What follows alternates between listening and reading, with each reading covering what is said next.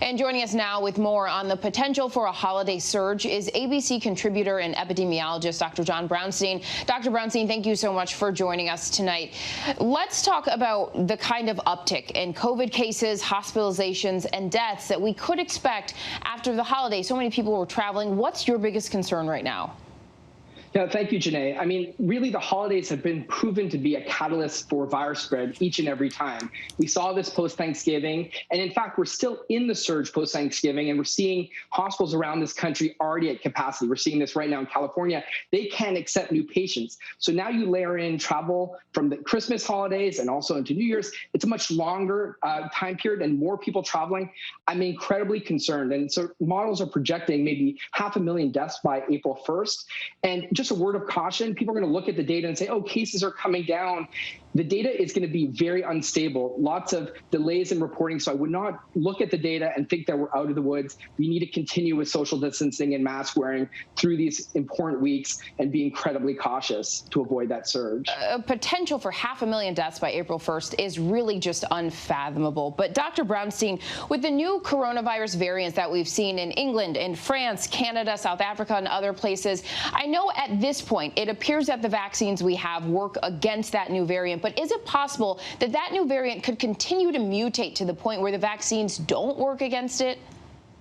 Yeah, I mean, that there is a definitely concern over the long period. I mean, this is a variant that is taking over in many parts of the country, the globe. In this country, we don't actually think it's driving the surge we're seeing in California, but it's likely here, and we've just missed it because of our limited surveillance.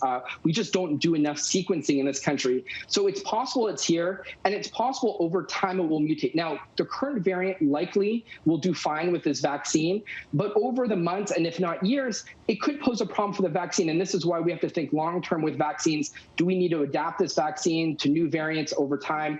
But I think for the coming 6 months, we'll be actually totally fine with the current vaccine, at least with the preliminary data that we've seen. And Dr. Brownstein, as we've been thinking about the light at the end of the tunnel, two main things that we were hoping for, a vaccine and 2021. We've got the vaccine. We're days away from the new year. What do you think that summer or next fall will look like as more Americans do get vaccinated?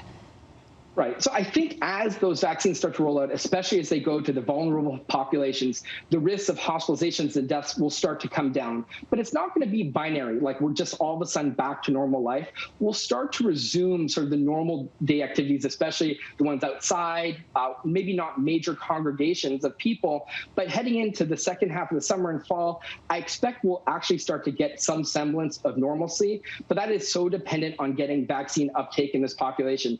Tall order, but I think if we have the right communications and people are behind this vaccine, I think the second half of 21 will actually be pretty enjoyable, much better than 2020. And it still remains to be seen how normal our new normal will look. Dr. Brownstein, thank you so much for joining us tonight. Thank you. Hi, everyone. George Stephanopoulos here. Thanks for checking out the ABC News YouTube channel. If you'd like to get more videos, show highlights, and watch live event coverage, click on the right over here to subscribe to our channel. And don't forget to download the ABC News app for breaking news alerts. Thanks for watching.